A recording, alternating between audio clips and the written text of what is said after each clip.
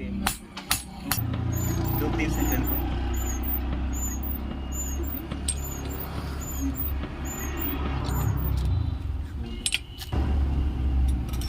शुरुआत में तनी शुरू और फिर अंतिम में 2 सेकंड के